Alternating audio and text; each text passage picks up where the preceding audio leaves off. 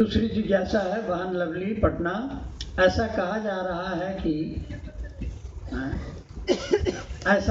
रहा है कि दया नहीं कीजिएगा तो शिष्य भाव कम हो जाएगा या शिव के शिष्य नहीं रहेंगे आप, कृपया मार्गदर्शन करें। नहीं, मैंने कहा कि दया नहीं कीजिएगा तो मैं दया वापस ले लूंगा, ये कहा था मैंने कम हो जाएगा से ज्यादा ना खतरनाक है, वापस ले लूंगा।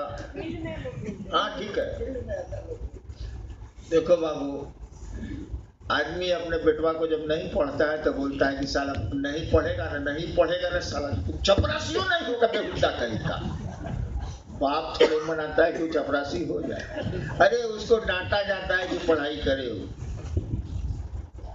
दया करेंगे महादेव छीनेंगे, है ना मेरे बाप की औकात है? बताइए जरा। अरे हड़काती काम तो चल जाए, हड़काने से ही काम चल जाए तो फिर आगे बढ़ने की क्या जरूरत है? वाला उदल में है ना, आंख गुरेरन कितने गिर गए। सल आंखें गुरेरने से काम चल गया तो लाठी का उठाता है। आंख गुरेरन कितने गिर गए और लपड़ का सुनो हवाल, कितने तो मर गए डांट डपट से। लपड़ उठाने का जरूरत है, और लपड़ का सुनो हवाल, कितने तो मर गए डांट डपट से। तो महादेव का काम इसी सब से चल जाए तो ज्यादा अच्छा है। क्यों मैं अपने पर ये आरोप लूं कि हैना ने ऐसा किया? महादेव कुछ नहीं बोलेगा वो, लेकिन मैं क्यों आरोप लूं? अरे आदमी नहीं समझता है तभी ना गलतियां करता है, समझ लेगा तो गलती नहीं करेगा। तो लोग नहीं समझते हैं इसलिए गलतियां करते हैं, और इसीलिए गुरु ने कहा समझाओ। तो समझाने में थोड़ा बहुत हम हड़काते भी रहते हैं, क्या कि कुछ नहीं करता है तब वो हाथ में त्रिशूल रखता है, कल्याणकारी है तब वो त्रिशूल रखता है। कहे कि लोग बूझे इधर बाएं दाएं करेंगे ना तो घुसा देगा पीछे। इसीलिए भगवती कुछ नहीं करती है, भगवती काली से बढ़िया कोई देवी नहीं है, जान लीजिए। इतनी अच्छी है कि कोई संसार में उतना अच्छा नहीं हो सकता काली। और देखने में देखिए उनको कितना अमंगल भेष, कितना भयावह डरावना भेष है काली का। और उनसे मिलिएगा तो लगेगा कि इससे अच्छा आदमी हो ही नहीं सकता।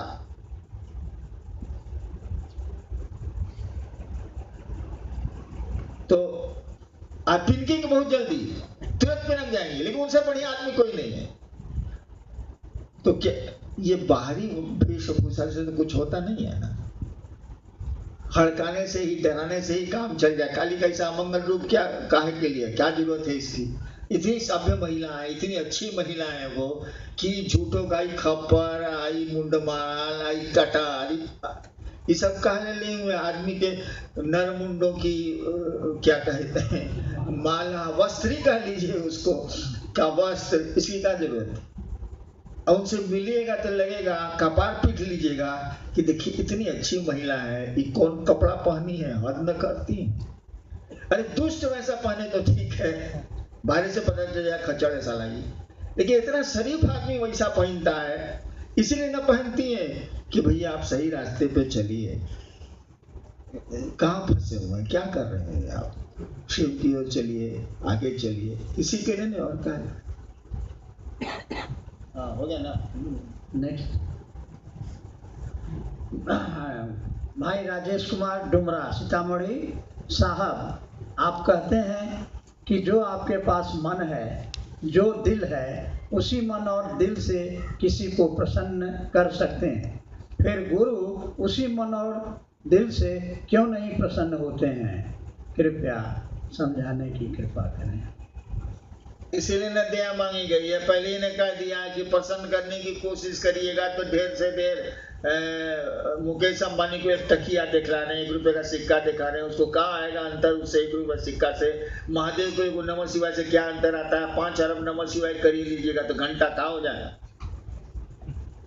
इसलिए ना हम लोग कहा कि सरकार दया करिए, और उन्होंने जो कहा कोशिश करते हैं करने को, हमारे खुश करने से तो हमारी ऐसी औकात नहीं कि महादेव खुश हो जाए, महादेव प्रसन्न हो जाए। वो तो खैर प्रसन्न होता ही नहीं है, लेकिन वो हम लोगों की नजरों में हम लोगों पर प्रसन्न हो जाए ये बहुत कठिन है, आसान नहीं है। वही चाहेगा तभी वो प्रसन्न होता है, या हम लोगों को लगता है कि वो प्रसन्न।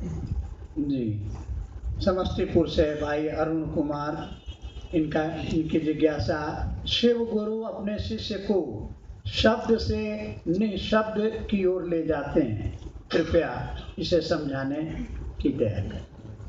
ये कौन बड़का बात? किसी लड़की से प्रेम करिएगा तो घंटों 3-3 घंटा उसके बगल में रहिएगा, बोले भी नहीं कीजिएगा, तो शब्द से निशब्द में नहीं गए भाई साहब। नहीं, जो आदमी 3 घंटा मोबाइल पर तो प्यार में भी तो शब्द से निशब्द में आदमी जाता ही जाता है। तो गुरु भी ले जाते हैं, तो कौन बड़ा बात है? धरती में यहाँ हो या वहां हो, लक्षण तो एक ही होते हैं। चलिए सर जी, भाई कमलेश शर्मा पटना, विद्या और ज्ञान में क्या अंतर है? विद्या का अर्थ कल बताया गया है, विद्य धातु से बना है, जिसका अर्थ होता है होना, विद्यमान। वो चीज विद्यमान है, विद्या, उसी से विद्या बनी है शब्द। विद्या माने उस चीज का ज्ञान जो है, और विद्या माने उस चीज का ज्ञान जो है ही नहीं, माया, वो है ही नहीं, भ्रम है ये। तो विद्या और ज्ञान लगभग एक ही चीज है। इसीलिए कहा जाता है सा विद्या या विमुक्तये, जहां विद्या है वहां मुक्ति है। वह विद्या क्या है? परा विद्या है, उस शिव से जुड़ने का ज्ञान है, उस ब्रह्म ज्ञान शिव ज्ञान को पाने का ज्ञान है, वह है विद्या। अब बाकी उलट दीजिए, जगत का जो ज्ञान है वो है अविद्या। अभी विद्या और ज्ञान में कोई अंतर नहीं है। लेकिन शिव शिष्यों को मैं राय देता हूं कि क्या ज्ञान मान के चक्कर में पड़े हो यार, गुरु से जुड़ने की कोशिश करो, गुरु मिल जाएंगे। स्टोर का चाबी रख लेना, जितना ज्ञान का जरूरत हो इस्तेमाल कर लेना, फिर स्टोर में बंद कर देना, नहीं तो वही ज्ञान तुम्हारी रीढ़ की हड्डी को टेढ़ा करेगा, तुम बोझ से बोझिल हो जाओ। क्या करिएगा ज्ञान लेके? किसी काम का कोई ज्ञान नहीं। गुरु से जुड़िए, गुरु को ही अपना समझने की कोशिश करिए, इसी से काम चलेगा बाबू।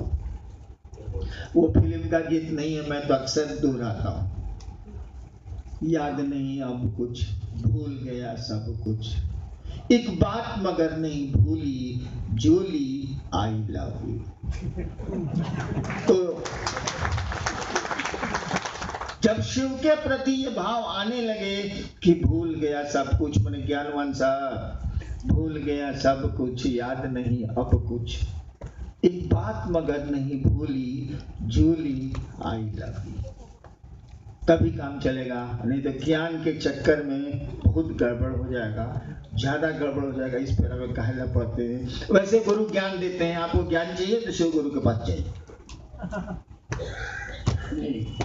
भाई अनिरुद्ध कुमार अरवल, जगत में यह चरितार्थ है कि शिव की उत्पत्ति शक्ति के माध्यम से हुआ है, लेकिन साहब द्वारा बताया जाता है कि शिव के बिना शक्ति की परिकल्पना नहीं की जा सकती। तो ऐसे में यह असमंजस की स्थिति बनी है कि क्या शिव की उत्पत्ति शक्ति से हुई है या नहीं, कृपया स्पष्ट करें। क्या अंतर आता है इससे?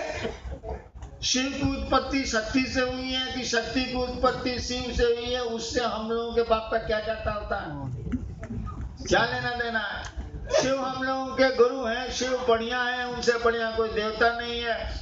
ईश्वर का नाम है, हम लोग शिव को से जुड़ने की कोशिश कर रहे हैं, गुरु से जुड़ने की कोशिश कर रहे हैं।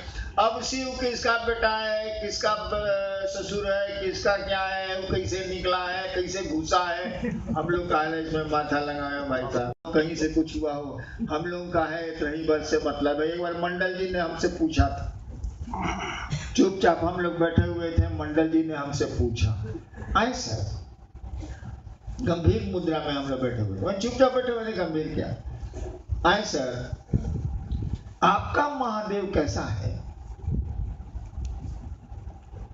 हमने कहा कि सुनिए, मेरा महादेव सड़े हुए मांस का लोथड़ा है। तो अरे मेरा महादेव है, सड़े हुए मांस का लोथड़ा है, तब भी मेरा, हम क्या करें? बोलिए। हमने कहा तो मेरा महादेव सड़े हुए मांस का लोथड़ा है, तो मेरा बेटा विकलांग है, तो मैं फेंक दूं? मैं क्या कर सकता हूं? मेरी मां डाइन है, घर से निकाल दूं? आप निकालिए समाज के लोग, मैं अपनी मां को कैसे निकाल दूंगा? भले मेरी मां डाइन है, मैं डाइन होता नहीं है, लेकिन बोलचाल की भाषा में होता है ना भाई। तो मेरा महादेव कैसा हुआ? कहीं से उत्पन्न हुआ हो, कहीं से डूब गया हो, कहीं से सुत गया हो, उससे हमको क्या लेना देना? मेरा महादेव है बादशाह। वैसे इसकी व्याख्या की जा सकती है, इसीलिए मैं नहीं कर रहा कि घड़ी 2:30 बजा रही। मैंने घड़ी देख ली है, इसलिए अब मैं बोलूंगा ही नहीं। और आप लोगों से इतनी प्रार्थना जरूर करूंगा कि अपने राज्य बिहार का दुनिया में नाम रोशन करिए।